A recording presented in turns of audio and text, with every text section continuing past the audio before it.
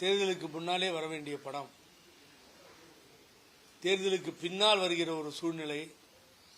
அந்த படத்தை வெளியில விட்டா ஆபத்து நினைச்சு எவ்வளவு கொடுமைகளை செய்ய முடியுமோ இந்த நாட்டில் செய்து பார்த்து விட்டார்கள். ஆகவே ஜனநாயகம் தழைத்தது, ஜனநாயகன் வந்தது, பார்த்தோம், மகிழ்ந்தோம். அதில் கொஞ்சம் கடைசி படம் அப்படிங்கிறதால ஒரு உருக்கமாக இருந்ததுன்றது பல இளைஞர்கள் மத்தியில் அவர்கள் கண்களிலே நீர் வழிய அவர்கள் வெளியில் வந்து நம்ம நிருபர்களை சந்தித்த போது தெரிந்தது. கழகத்தினுடைய பொதுச் செயலாளர் மாண்புமிகு அமைச்சர் புசியானந்த் அவர்கள் விழாவாக எடுக்க சொன்னார்கள். மாண்புமிகு தமிழக முதலமைச்சர் ஜோசப் விஜய் அவர்கள் முன்பே நடித்த படம் எனக்கு நினைவு இருக்கு. நான் அடிக்கடி இப்போ சினிமா போக மாட்டேன், இங்கிலீஷ் படம் தான் அப்படி போவேன். அடிமைப்பெண் சினிமா புரட்சி தலைவர் எம்ஜிஆர் நடித்தது திருவண்ணாமலையில் படித்துக் கொண்டிருந்தேன். அப்போ கிருஷ்ணா, மீனாட்சி, அன்பு இன்னும் எனக்கு ஞாபகம் இருக்கு. படித்தப்போ அந்த தியேட்டர்களில் படம் ரிலீஸ் ஆகுது. 4 தியேட்டரில் கியூவில் ஒருத்தர் 2 பேர் இறந்துட்டாங்க. அந்த படம் ஊர்வலமாக போச்சு.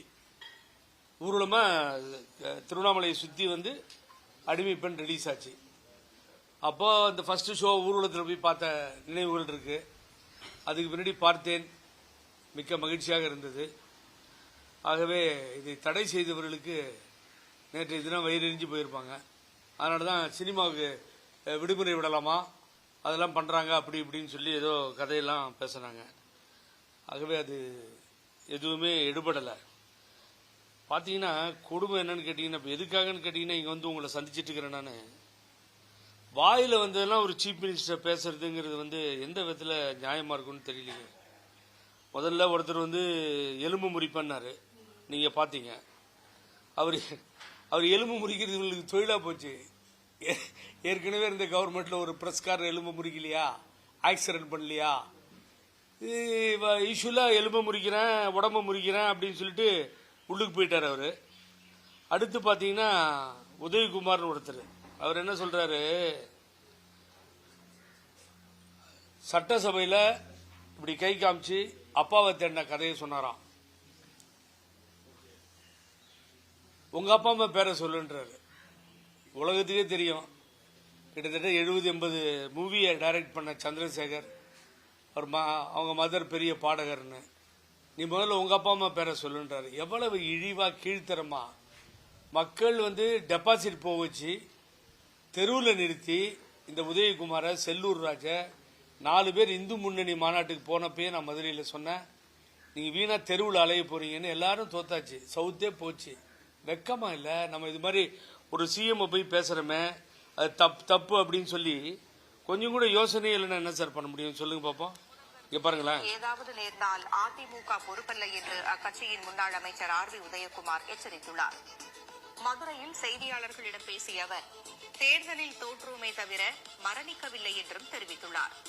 எத்தனை விஜய் வந்தாலும் தாங்கள் பார்ப்போம் என்றும் ஆர்.பி. உதயகுமார் அதாவது வேற ஏதாவது சொல்லிருந்தா பரவாயில்லைங்க. அவர் என்ன சொல்ல வர்றாருன்னா, ரொம்ப கேவலமா அந்த வார்த்தையை பயன்படுத்துறாரு. அதாவது அவர் உயிருக்கு ஏதாவது ஆபத்து வந்துச்சுன்னா நாங்க காரணம் இல்லைன்றாரு. யார் உயிருக்கு? சீஃப் மினிஸ்டர் உயிருக்கு. ஏன்னா ஏதாவது மென்டலி ஏதாவது ப்ராப்ளமா என்னன்னு தெரியல. அப்புறம் சிஎம் சொன்ன மாதிரி ஓடு ஓடு ஓடுன்னு இப்ப அடுத்து அவர் ஜெயிலுக்கு போறாரு. பார்த்துக்கிட்டே இருங்க. கம்ப்ளைண்ட் யாராவது லாட்ஜ் பண்ணா அடுத்தது அவர் தான் போவார், வேற வழி இல்லை. இதெல்லாம் அந்த அன்பார்லிமெண்டட் வேர்ட். எதுக்கு இவ்வளவு எரிச்சலா?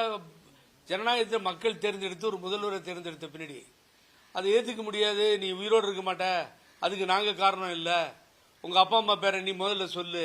என்ன சார் இது? இது மாதிரி எல்லாம் பேசி நீங்க எங்கேயாவது கேட்டிருக்கீங்களா? சொல்லுங்க பாப்போம். முக்கியமான விஷயத்துக்கு வரேன், அது ஒன்னாச்சு. ஆகவே நான் சொல்றேன், நீங்க வந்து இது மாதிரிலாம் பேசிட்டு இருந்தீங்கன்னா சட்டம் அது கடமையை செய்யும். தேர்ந்தெடுக்கப்பட்ட முதல்வரை தேவையில்லாமல் பேசினால் நீங்க வந்து அப்புறம் அதை அனுபவிச்சுதான் ஆகணும், வேற வழியே கிடையாது.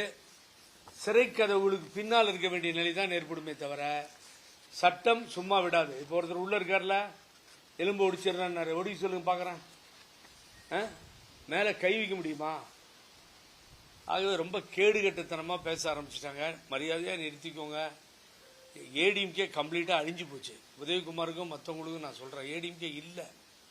ஏடிஎம்கே விட்டு வந்து இப்போ உதாரணத்துக்கு பார்த்தீங்கன்னா ஏடிஎம்கேலேருந்து இவ்வளோ பேர் வந்துட்டோம். வெளியில் வர்றவங்களை அரவணைச்சு அங்கே இருக்க அமைச்சர்களாகட்டும், முக்கியமாக அந்த பொதுச் செயலாளர் புசியானந்த் ஒருத்தரையும் வந்தால் உடனே வாங்கன்னு சொல்லி அரவணைச்சு அவரை தமிழக முதல்வர் கட்சியினுடைய தலைவர் ஜோசப் விஜய் அவர்கிட்ட அழைத்து போய் என்னையும் சேர்த்தி இப்படி அரவணைத்து கொண்டு செல்கிறார்கள். யாரோ கேட்டதுக்கு அவர் பதில் சொல்லிட்டார், நீங்க ஒழுங்கா வச்சுக்கல வெளியில வராங்கன்னு சொல்லி. இந்த மாதிரி ஒரு நிலை ஏடிஎம்கேல ஏற்பட்டு நேற்று கூட இங்க யாரோ கோயம்புத்தூர்ல ஒருத்தர் போயிட்டாருன்னு சொல்லி அருமைக்குரிய அன்பு நல்ல சகோதரர் அவர் செங்கை ராமச்சந்திரன் நேற்று போனாங்கன்னு நான் பார்த்தேன். இங்க ஒருத்தரும் இருக்க போறது இல்லை சார். நான் இன்னைக்கு ஒரு விஷயத்தை இங்க ஓபன் பண்ணிடுறேன். 25 பேர் ஆதரிச்சு ஓட்டு போட்டாங்க. ஜனநாயகம் தடைக்கு ஆதரிச்சு 25 பேர் ஓட்டு போட்டாங்க. இந்த 25 பேரும் இன்னைக்கு சொல்றேன், பழனிசாமிக்கு இந்த தமிழக வெற்றி கழகத்துக்கு ஆதரவாகத்தான் இருக்கிறார்கள். நீங்க கொஞ்சம் கொஞ்சமா வருவாங்க, நீங்க அந்த வேடிக்கையை தான் பார்க்க போறீங்க. ஆகவே யாரும் எதிர்ப்பா இல்ல. 25 பேருமே எந்த காலத்திலும் மாற மாட்டார்கள். அவர்கள் தமிழக வெற்றி கழகத்திற்கு ஆதரவாளர்களாக இருப்பார்கள் அல்லது இங்கேயே வந்து விடுவார்கள். ஆக உங்க பழனிசாமி ஏத்துக்கிறதுக்கு ரெடியா இல்ல. ஒரு முக்கியமான வேண்டுகோள் சார், எல்லாத்துக்கும் ரொம்ப வேதனைக்குரிய விஷயம் என்னன்னு கேட்டீங்கன்னா, நான் தான் இதை கையில் எடுத்தேன். வெளியே போனவங்க எல்லாத்தையுமே பொள்ளாச்சி ஜெயராமன் அவரு ஆதாரங்களோட கடுமையா பாக்குறாரு. பொள்ளாச்சி ஜெயராமன் இல்ல, பொள்ளாச்சி ஜெயராமன் பேசுறது சொல்லிட்டீங்க, அதுக்கு தான் நான் கையில எடுத்தேன். நீங்க பாயிண்ட் கட்டிங்க, அதனாலதான் சிரிச்சேன். சார் நல்லா கேட்டுக்கோங்க, இங்க இருந்து ஒரு கார் புறப்படுது பிஹெச்ல இருந்து. உங்களுக்கு தெரிஞ்சதா இருக்கலாம், மறந்துருக்கலாம், இல்ல ஞாபகம் வச்சிருக்கலாம். ஓவர்லோடு 6 பேர், 4 பொண்ணுங்க 2 பசங்க. அந்த கார் பெருமாநல்லூர் போகுது. அந்த டோல்கிட்ட போய் கார் ஆக்சிடென்ட் ஆனதா சொல்றாங்க. கார் ஆக்சிடென்ட் ஆன பின்னாடி அதை ஓட்டிட்டு வந்தவர் யாருன்னு கேட்டீங்கன்னா, இந்த பொள்ளாச்சி ஜெயராமனுடைய சன்னு பிரவீன், அவர் தான் டிரைவ் பண்ணிட்டு வர்றார். இந்த காலேஜ் பசங்க 4 பொண்ணுங்க சார். தயவுசெய்து நம்ம வீட்டில் இருக்க பொண்ணா நீங்க யாராவது எடுத்துக்கணும். ஏன்னா அதுல ஒரு பொண்ணு வீரசுரேகான்னு ஸ்பாட்ல அவுட்டு, சைட்ல அந்த டோர்ல தொங்குது. அந்த பக்கம் உட்கார்ந்த பொண்ணு இந்த பக்கம் தொங்குது. இது நடந்து ரொம்ப வருஷம் ஆச்சு. அதுக்கு பின்னாடி ஸ்பாட்ல இருந்து அவர் எஸ்கேப் ஆயிடுறாரு. அந்த ஸ்பாட்ல நின்று அந்த பசங்களுக்கு எதுவும் ஹெல்ப் பண்ணல. அவர் நான் பார்த்ததே இல்லை பிரவீனை. நேரம் அங்கிருந்து எஸ்கேப் ஆகி போயிடுறாரு. சினிமா கதை மாதிரி இருக்கும் கேட்டீங்கன்னா பாவம். அந்த பொண்ணு தொங்குது. அந்த போட்டோ எங்கிட்ட இருக்கு, நான் காட்டுறாது. தொங்குது. இவர் புறப்பட்டு போயிட்டாரு. 2 நாள் கழிச்சு, 2 days கழிச்சு அந்த ஸ்டேஷன்ல வந்து சரண்டர் ஆகிறார். அப்பா வந்து டெப்டி ஸ்பீக்கர் ஆஃப் தமிழ்நாடு, துணை சபாநாயகர். ஸ்டேஷன் பெயிலே வெளியில் விட்டு அனுப்பிச்சிடறான். இதுல பாத்தீங்கன்னா கொடுமை. இந்த இந்த இந்த இதெல்லாம் பாத்தீங்கன்னா ஜெயராமன் இருக்கும், பொள்ளாச்சின்னு இருக்காது இந்த டாக்குமெண்ட்ல. அந்த பையன் பேர் இருக்கும் பிரவீன், ஜெயின் இருக்கு, பீன் இருக்காது. ஆகவே இப்படிப்பட்ட சூழ்நிலையில ஒரு எஃப்ஐஆர் போட்டு, அதுக்கு பின்னாடி அந்த எஃப்ஐஆர் போட்ட பின்னாடி இவர் ஜாமீன்ல வந்துடுறாரு. அந்த பசங்களுக்கு பெரிய காயம் மற்ற பசங்களுக்கு கிடையாது. அத்தனை ஹாஸ்பிட்டல் இருக்கு, உங்களுக்கு தெரியும். எங்க இருந்து பெருமாநல்லூர் இருந்து ஸ்டார்ட் பண்ணீங்கன்னா ஒரு 50 ஹாஸ்பிட்டல் வரும். ஆனா இங்க கொண்டு வந்து தான் சேர்த்துருக்காங்க. நம்ம கவர்மெண்ட் ஹாஸ்பிட்டலுக்கு மேல லெப்ட் சைட்ல பிஹெச்சி, அது கேஜியில கொண்டு வந்து அந்த பொண்ணை சேர்த்தி, அது காலையில் எழுச்சி ஸ்டேட்மெண்ட் கொடுக்குறப்ப லெப்ட் சைடுங்குது. அந்த ஸ்டேட்மெண்ட்டையே வந்து ஒத்துக்கல கவர்மெண்ட் தரப்பு. அதை வந்து ஆஸ்திரேல் பண்ணி அந்த ஸ்டேட்மெண்ட் எடுத்துட்டு அவரை பூரா காப்பாற்றப்பட்டார். அந்த விட்னஸ் சொன்ன கலர் தப்பு, அந்த கார் நிறம் தப்பு. அதுக்கு மேல அதுல ஏகப்பட்ட சிக்கல்கள் இருக்கு. ஜட்ஜ்மெண்ட் அது இதுல எல்லாத்தையும் எடுத்து ஹைகோர்ட்ல போட்டோம். ஹைகோர்ட்ல போட்டோன்னே ஹைகோர்ட் ரொம்ப நீட்டா ஆர்டர் கொடுத்து ரீஇன்வெஸ்டிகேஷன் கேட்டோம். இது கொலை, இது விபத்து இல்ல, கொலை. ஏன்னா தப்பிச்சு ஓடினார், 4 பேருக்கு அடி இல்ல, அடிப்பட்ட எதிரில் வந்த கார் அடிப்பட்டதா சொல்றாங்க. அந்த காரை காணோம், ஸ்டேட்மெண்ட் கொடுத்துட்டு போயிட்டாங்க. ஆகவே மூடி மறைக்கப்பட்டிருக்கிறது அப்படிங்கறத தெளிவா எடுத்து ஹைகோர்ட்ல ஆர்கியூ பண்ணி, திருமூர்த்தி லாயர் ஆர்கியூ பண்ணாரு. இப்ப பெருமாநல்லூர்ல நீங்க போய் ரீஇன்வெஸ்டிகேஷன் கேட்டு அங்க சப்மிட் பண்ணலாம், நீங்க கேட்கறதுல எந்த தவறும் இல்லைன்னு சொல்லி ஹைகோர்ட் ஆர்டர் கொடுத்தாச்சு. அதை தான் நாளைக்கு லீவ் இல்லை, அதனால மண்டே டியூஸ்டே நான் திருப்பூர் கோர்ட்டுக்கு போயிடுச்சு. அது ஸ்டே ஆயிருக்கு. 1 வருஷம் இங்க கொடுத்த தண்டனையை அந்த நீதிமன்றம் ஸ்டே பண்ணியிருக்கு. அவருடைய பிரதரை யாரோ ஒருத்தருக்கு இப்போ போஸ்டிங் கொடுத்துருக்காரு. யாரு? அவருக்கே ஒரு போஸ்டிங்கை கொடுத்துருக்காரு எடப்பாடி பழனிசாமி. நல்லவனுக்கெல்லாம் கொடுக்கறதே இல்லை. ஏற்கனவே விபத்து கேஸ் கொலை கேஸ்ன்னு மாட்டிட்டு இருக்கவன் பேர்ல நீ அங்க உட்காந்துக்கிட்டு அவருக்கு ஒரு போஸ்டிங் வேற ஏதோ மாவட்ட பாசறை இளைஞரணி அது ஏதோ போட்டு ஒரு போஸ்டிங்கை அனௌன்ஸ் பண்ணி கொடுத்துருக்காங்க. இது கட்சி உருப்பிடுறதுக்கா? பொள்ளாச்சி ஜெயராமன் பேசும்போது கேட்டேன் நான் கட்சி விட்டு வெளியே வந்துட்டேன். ஜெயராமன் இது ரொம்ப புத்திசாலி நினைச்சுக்கிறது. ஜெயராமனுக்கு நான் சொல்றேன், நான் ஓடுகாலிகள்ன்றாரு. இங்கிருந்து போனவங்களாம் துரோகிகள், ஓடுகாலிகள் அவருடைய வார்த்தை. எடப்பாடி பக்கத்தில் 5 சகுனிகள் இருக்கீங்க. இன்னும் நீங்க மதுரையில் ஒரு சகுனி இருக்கு, கிருஷ்ணகிரியில் ஒரு சகுனி இருக்கு, பொள்ளாச்சியில் ஒரு சகுனி இருக்கு, பெரிய சகுனி. இது மாதிரி மொத்தமா 4-5 சகுனிகள் சுத்தி நீங்க இருக்கீங்க. இந்த சகுனிகள் தான் திருவண்ணாமலையில் ஒருத்தர் இருக்காரு. ஒழிக்க போறீங்க. யாரையாவது ஒருத்தரை தடுத்து நிறுத்தினது உண்டா? வேண்டாம்ப்பா, போகாதீங்க இந்த கட்சியில இருந்து. யாரையா ஓடுகாலி? காலில் விழுந்த உடனே அந்த அம்மா சின்னம்மா தெரியாம ஒரு தப்பா பண்ணிச்சே, முதலமைச்சர் பண்ணிச்சு, அது ஓடுகாலியா? இல்ல தெரிஞ்சும் தெரியாமலும் ஓபிஎஸ் எங்கேயோ போயிருக்கட்டும், அவரை போற மாதிரி ஒரு நிலையை ஏற்படுத்தி ஓபிஎஸ் இங்கிருந்து போனாரு, அவர் ஓடுகாலியா? அன்வர் ராஜா மாதிரி எம்பியா இருந்த அம்மாவுக்கு க்ளோஸா இருந்த அவர் ஓடுகாலியா? இல்ல அம்மாவுக்கு ஜாமீன் கொடுத்து 10 வருஷம் கேஸ் நடத்தின இந்த புகழேந்தி ஓடுகாலியா? என்னால 100 பேரை சொல்ல முடியும் உட்காந்துட்டு. 100 பேருக்கு மேல போயிடுச்சு. ஏகப்பட்ட சட்டமன்ற உறுப்பினர்கள், ஏகப்பட்ட நாடாளுமன்ற உறுப்பினர்கள். நேற்று மிஸ்டர் சி.வி. சண்முகம் கலந்துக்கல, முன்னாள் அமைச்சர். எப்பயுமே அவர் எதிர்த்து தான் பேசுவோம், அவர் என்ன பேசுவார். ஆனா இங்க என்ன நடக்குது? அவருக்கும் ஆவறதுல நேத்தி கலந்துக்கல. முந்தா நேத்தி மிஸ்டர் வேலுமணி முன்னாள் அமைச்சர் கலந்துக்கல. யார் ஒத்துக்குவாங்க உங்கள? சொந்த பையனுக்கு தப்பு செஞ்சிருந்தாலும் வழக்குகள் இருந்தாலும் அதுக்கு நீ போஸ்டிங் அனௌன்ஸ் பண்ண வச்சு கட்சியில் இருக்கவங்கலாம் வெளியில துரத்திட்டு அதாவது கடைசி நிலைமையில 2 பேர் தான் இருப்பாங்க.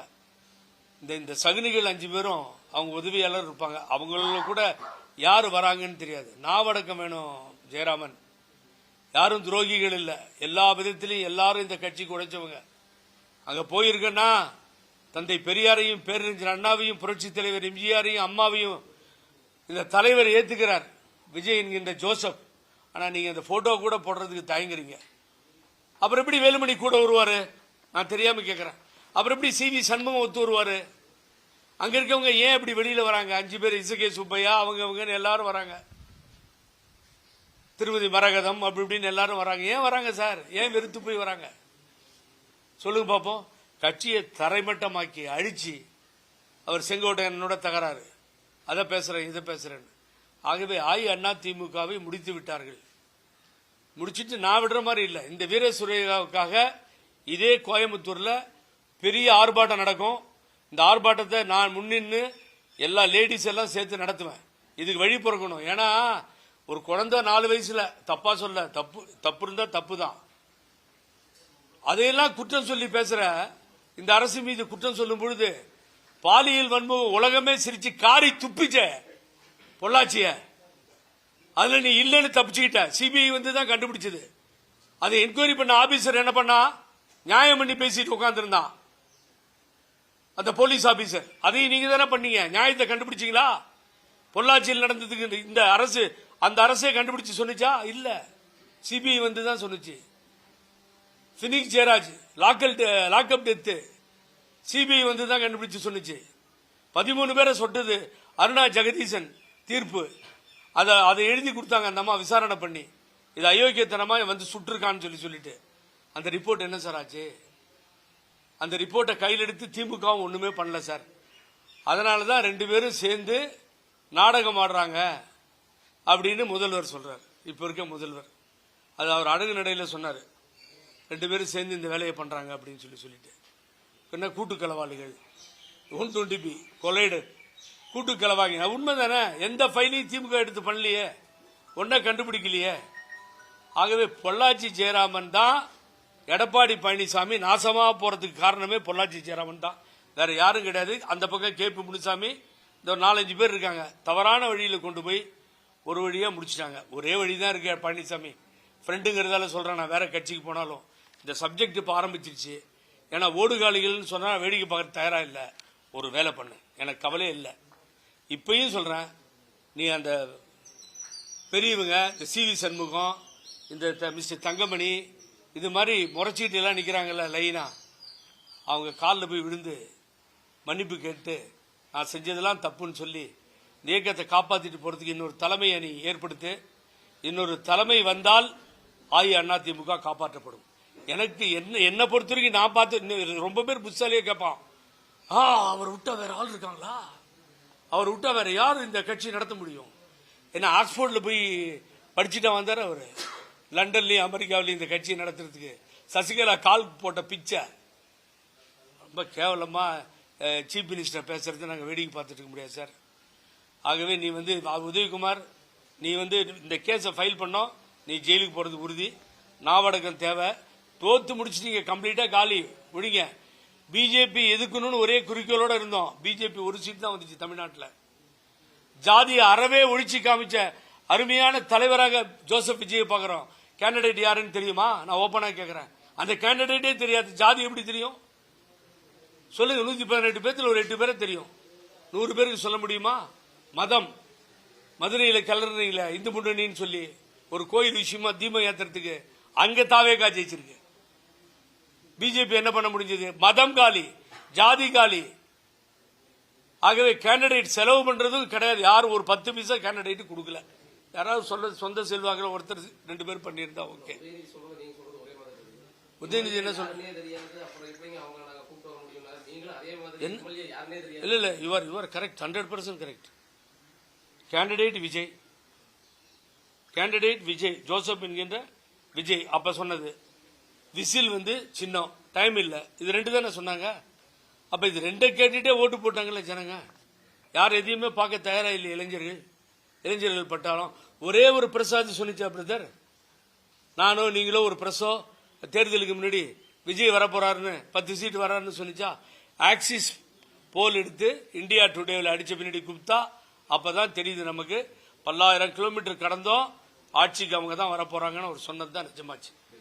எக்ஸிட் போல்ல தான் அது வெளியில வருது. இல்லைங்க, அப்படி சொல்லலீங்க. நான் எலெக்ஷன் டைம்ல சொல்றேன். எம்எல்ஏ அனௌன்ஸ் பண்ண எம்எல்ஏவை பேரை சொல்லிட்டாரு. நம்ம என்ன பண்ணுவோம் பொதுவாகன்னு கேட்டீங்கன்னா, நான் ஓபனா பேசுறேன். எனக்கெல்லாம் ஜாதியெல்லாம் கிடையாது. ஜாதிய சர்டிபிகேட்ல இருந்து எடுக்கணும்னு சொல்றேன். நான் அப்பா தீக்காக்காரர், அப்படிதான் நான் வளர்ந்தேன். ஆனா இன்னைக்கு அந்த ஜாதிங்கிறது ஜாதியை பார்த்து ரெட்டியா, நான் இருக்க ஒசூர்லாம் வந்தீங்கன்னா கவுடாஸ் வெர்சஸ் ரெட்டி வெர்சஸ் நாயுடுன்னு பெரிய கலாட்டா போகும். பட் இப்ப அதெல்லாம் போச்சு, எல்லாம் போச்சு. இதுதானே தந்தை பெரியார் வேணும்னு சொன்னாரு, புரட்சி தலைவர் எம்ஜிஆர் வேணும்னாரு, அண்ணா வேணும்னாரு, அறிஞர் அண்ணா. அது நடைமுறைக்கே வந்துருச்சே சார். இனி தேர்தலுக்காக யாரும் காசு கொடுக்க மாட்டாங்க, பயப்படாதீங்க. ஏன்னா காசை வாங்கிட்டு நாமம் போட்டாங்கன்னு சொல்லி ஒரே முடிவோட மக்கள் மாறிட்டாங்க. ஆகவே இனி நடக்காது. ஆகவே பொள்ளாச்சி ஜெயராமன் இந்த ஓடுகாலிகள்னு பேசினா, இங்க இருக்க பெருச்சாளிகள், நீங்க இருக்கீங்களே சுரண்டி, அம்மா கவர்மெண்ட்ல எல்லாரும் என்னென்ன பண்ணீங்கன்னு உங்களுக்கு தான் தெரியும். ஆகவே ஊரெல்லாம் பேசிக்கிறாங்க, நீங்களும் ஒரு ஆளுன்னு. அதையெல்லாம் வாபஸ் வாங்கிக்கோங்க. பெஸ்ட், வேற வழியே இல்லை. நான் சப்போர்ட் பண்ணிலாம் பேசல. இன்னைக்கு சிவி சண்முகத்துக்கு கோபம் வரும். என் அட்வைஸ், எல்லாரும் இங்க வரப்போறாங்க தாவேகாவுக்கு. இல்லைன்னா அங்கே இருந்து ஏடிஎம்கேவை எடப்பாடி பழனிசாமி தூக்கி எறிஞ்சிட்டு தாவேகாவுக்கு ஆதரவா இருக்க போறாங்க. இந்த நிலைப்பாடு தான் இப்ப எட்ட போறாங்க. பெஸ்ட் நான் நினைக்கிறேன். என்னுடைய மனசுல நான் பார்த்த அதிமுக கிட்டத்தட்ட 72 இருந்து சின்ன பையன்ல இருந்து பார்த்தது இந்த இயக்கத்தில் பெட்டர். நீ வெளியில வந்து வேலுமணிக்கு விட்டு கொடுத்துரு.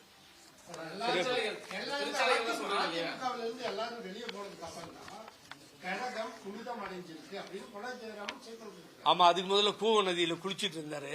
இப்பதான் நேரா போய் கங்கையிலையும் காவேரியிலையும் இறங்கிட்டாரு. எப்ப உருப்படியா இருந்துச்சு? 11 தோல்வியை சந்திச்சாச்சு. 2 நாடாளுமன்றத்தில் தோத்தாச்சு, 2 சட்டமன்றத்தில் தோத்தாச்சு. இவங்க தான் காரணம் சார். ஆகவே இன்னைக்கு விஜய்ன்ற ஒரு அடிக்க முடியாத சக்தி இங்க வந்துருச்சு. இனி இங்க வேலையே இல்லைன்னு சொல்லி எல்லாரும் ஒரு நம்பிக்கை இல்லாம தானே வெளியே போறாங்க. வெளியே போறவங்கள தாவேகா வான்னு கூப்பிட்டு வரவேற்று அவங்களை அரவணைக்கிறார். நான் போகாததுக்கு முன்னாடி எனக்கு புஷியானந்த் அண்ணனை பற்றி தெரியாதுங்க, உண்மையை சொல்கிறேன். நான் அவரை பார்த்துருக்கேன், பாண்டிச்சேரியில் பேசியிருக்கேன், பழகியிருக்கேன். போன பீரியட் அவர் காட்டுற அன்பு மரியாதை, அந்த கட்சி காட்டுகிற மரியாதை, அது நீங்க பார்க்கணும் இல்ல. போறதுக்கு நீங்க விடக்கூடாது இல்ல. ஓடுகாலி, திருட்டு பய, மொல்ல மாதிரி, துரோகி, என்னங்க வார்த்தை இதெல்லாம்? என்ன புனிதம் அடைஞ்சிருச்சு?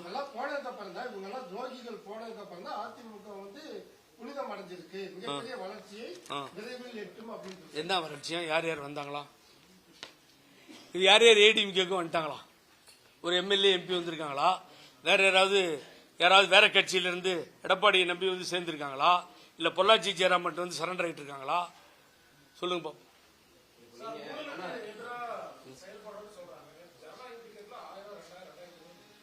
சார் அது சார் நான் வந்து உங்கள்கிட்ட ஐ கேனாட் சே. யாராவது திருடுத்தனமா போய் வித்துருக்கலாம், போயிருக்கலாம். நம்ம அதுக்கு போய் இவங்க வித்தாங்க போனாங்கன்னு தியேட்டர்ல எங்கேயும் அந்த மாதிரிலாம் விற்க கிடையாது. தயவு செஞ்சு வித்தா அந்த டிடியில கொடுங்க. லஞ்சம் வாங்கினா டிடியில கொடுங்க. உடனே தூக்கலாம், சஸ்பெண்ட் பண்ணிடலாம், இம்மீடியட்டா எடுத்துடலாம். லஞ்ச லாவண்யமற்ற அரசாக இந்த புனிதமான அரசு நடக்குதுங்க. தயவு செஞ்சு சார், நீங்க வந்து படமே வர முடியாம போய் அந்த படம் லேட்டா வருது சார். வர்றப்போ பூரா புக் ஆகுது. ரோகிணி முதலாளி வேண்டியவர், அந்த மேனேஜர் ராமலிங்கம் வேண்டியவர், எல்லாரும் எனக்கு வேண்டியவங்க. நான் அப்பப்போ அதை பார்த்துக்கிட்டு இருக்கேன். ஃபர்ஸ்ட் ஷோ பார்த்தேன், பிரமாதமா இருந்துச்சு.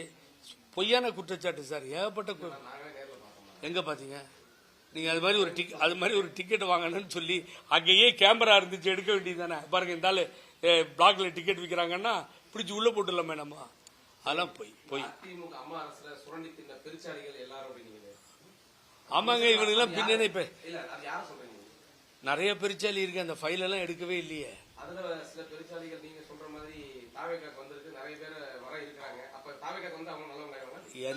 வந்தா புனிதம் ஆயிடுவாங்களா என்ன? சரியான கேள்வி. சரிதான்.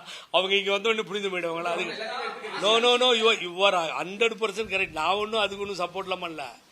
தவறு செஞ்சுட்டு நானே வரேன், இல்ல இன்னொருத்தரே வராருன்னு வச்சுக்கோங்க. அவங்க duty to prove the innocence. அவங்க என்ன பண்ணணும்? தாங்கள் குற்றமற்றவர்கள்னு either the DVSC, either the ED, either the income tax, இதுல இருந்து எதுலேயே மாட்டிட்டு இருந்தா அவங்க போய் நிரூபிச்சுக்க வேண்டியதான். அதுக்கு இந்த அரசு சப்போர்ட்லாம் பண்ணாங்க.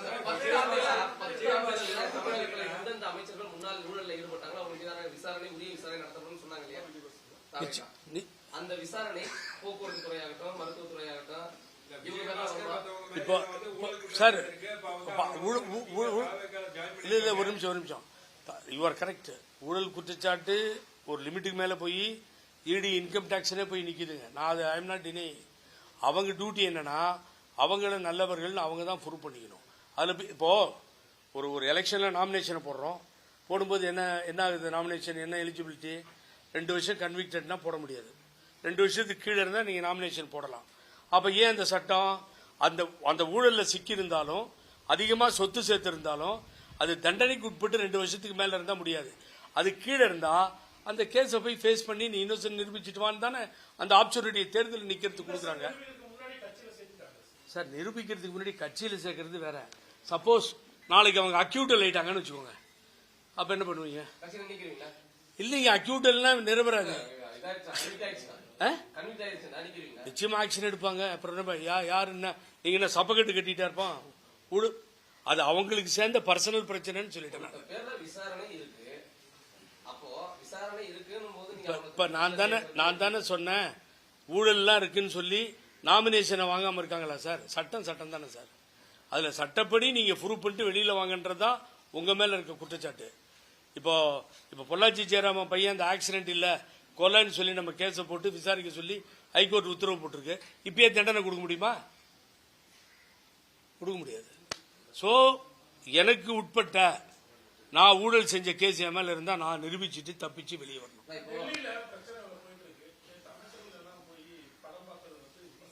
என்ன சார் இது வந்து டெல்லி வந்து cockroach Janata party well appreciated, பாராட்டுக்குரிய விஷயம்.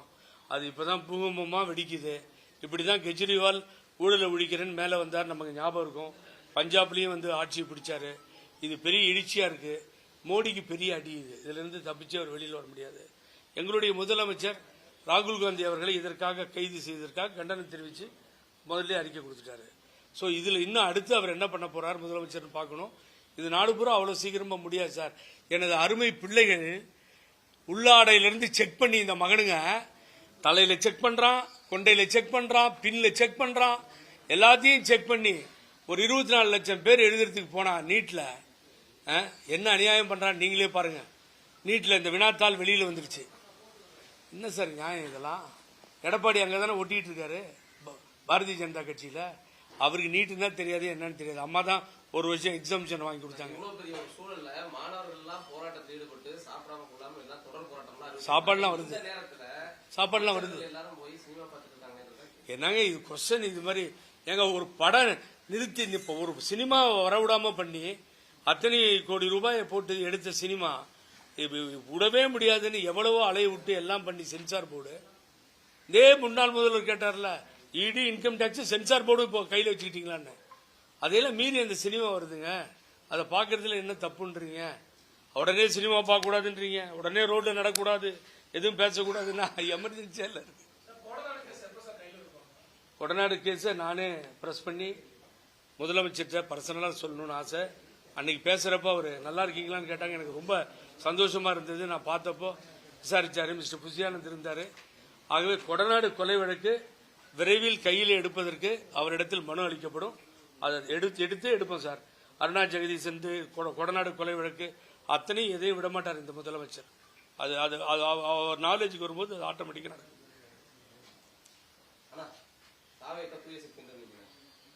என்ன தூய சக்தி ஆரம்பிச்சு? ஆமா தூய சக்தி தான். இல்லைங்க, திமுக தீய சக்தின்னு தாவேகாவினுடைய தலைவர் சொன்னார். இப்ப 2 பேரும் கூட்டு கலவாணின்னு நான் சொன்னேன். ஒரு ஆக்ஷனும் 5 வருஷம் டிஎம்கேல எடுக்கவே இல்லைங்க. அவர் கொடநாடுகிறார் அண்ணன். அப்ப யாருமே எடுக்கவே இல்லை. நியாயம் தானே?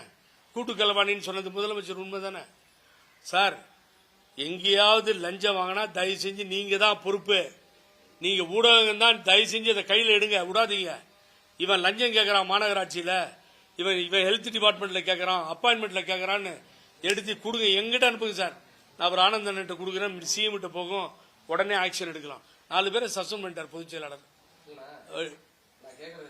டெண்டர்ல 4 பேர் காலி. என்னங்க மறுபடியும் தாவேகா தூய சக்தி? ஒன்னும் சந்தேகமே கிடையாது எனக்கு. ஆமா தீய சக்தி முடிஞ்சு போச்சு. அதிமுக முடிஞ்சு போச்சு. இல்லைங்க, மறுபடியும் அங்கேயே போறீங்க நீங்க, சுத்தி சுத்தி. நீங்க எங்க வந்து இல்ல நீங்க மறுபடியும் ஆரம்பத்துக்கே வரீங்க. நான் என்ன சொல்றேன், இந்த தூய சக்தி தீய சக்தியில நடுவுல ஊழல் வழக்குல மாட்டிருந்தா அவர்களுடைய டியூட்டி டு ப்ரூவ் இட். அது வந்து அவங்கள காப்பாத்திக்கணும். நம்ம தூய சக்தியா தான் இருக்கும். அது நீங்க மாட்டிட்டு அக்யூட் எல்லாம் வெளியில் வந்தா வாங்க, நீங்க இல்ல தண்டனை கிடைச்சதுன்னா அது உங்களுக்கு சார் இருந்தது போங்க. ஊழல் முறைகேடுக்காக தான் ஒரு வழக்கு பதிவு பண்ணி விசாரிக்கிறாங்க.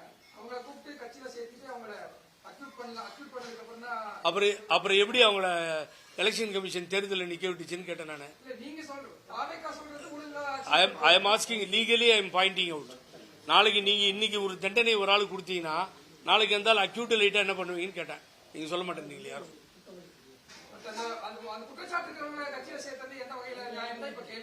இல்லைங்க, அவன் மேல ப்ரூவ் பண்ணலன்னு சொல்லுவாங்க. இப்ப என்ன கேட்டீங்கன்னா என் மேல ஒரு குற்றச்சாட்டு இருக்குன்னு வச்சுக்கோங்க ஒரு பேருக்கு. இந்த அரசு உதவாது. இந்த நீங்க கேட்ட கேள்வி இப்பதான் நீங்க பாயிண்ட்டுக்கு வந்தீங்க. அருமைக்குரிய தமிழகத்தினுடைய தலைவர் திரு ஜோசப் விஜய் அவர்கள் எந்த ஊழல் சக்திக்கும் ஊழலுக்கும் துணை போக மாட்டார். அவங்களை காப்பாற்றவும் போக மாட்டோம். இன்னைக்கு எழுதி வச்சுக்கோங்க. நீங்க அது நாளைக்கு நான் ரெஸ்பான்சிபிலிட்டி நான் பதில் சொல்றேன். மறுபடியும் அங்கேயே சார் திமுக இல்ல நோ சாரி, நான் ஆதரவு தெரிவிச்சேன். நான் வந்து திமுக வந்து அழிஞ்சு போகும்னு சொல்லிலாம் யாரும் சொல்லல. அதிமுக முடிஞ்சிருச்சு சாருங்கிற. அதிமுக எங்க இருக்குது? ஓடுகாலிகள் நாங்கெல்லாம். அம்மாவுக்கு பிணை கொடுத்து 10 வருஷம் கேஸ் நடத்தினா ஓடுகாலி. ஆட்சி இவன் நல்ல பையன் நல்லா இருக்கட்டும்னு தோல்ல போட்டு எடப்பாடி பழனிசாமி கொடுத்துச்சு பாருங்க, அந்த அம்மா வந்து ஓடுகாலி. அதான் லைனா சொல்லிட்டு போனேன். என்கிட்ட 100 பேருக்கு மேல இருக்கு எம்எல்ஏஸ் மாத்திரம், எம்எல்ஏஸ் எம்பிங்க மாத்திரம். இதெல்லாம் ஓடுகாலி. தோக்கறவன் தான் நல்லவன். சதி செய்தவன் புத்திசாலி, சகித்துக் கொண்டிருந்தவன் குற்றவாளி, உண்மையை சொல்பவன் சதிகாரன்ற மாதிரி. Thank you very much. தேங்க்யூ.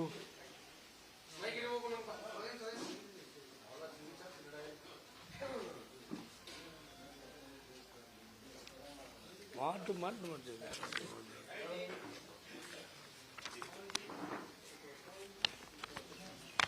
சும்மா அப்படி ஹைகோர்ட் ஆர்டர் காமிச்சிருக்கேன் எழுச்சி நிக்கவா சார் ஆர்டர் வந்து ஆர்டர் கைக்கு வந்தது சார் 29/6 சார். அப்புறம் ஒரு வாரம் 10 நாள் கழிச்சு 7வது மாசம் எண்ட் ஆஃப் 7.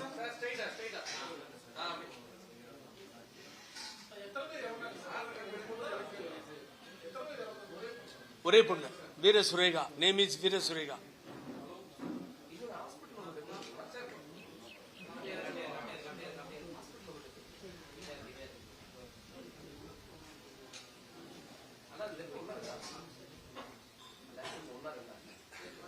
என்னமா ஒரே டெத்து. அதுல ஒரு சஸ்பென்ஸ் இருக்கு. நான் கோர்ட்ல தான் அதை கோர்ட்ல ஓபன் பண்ணேன்.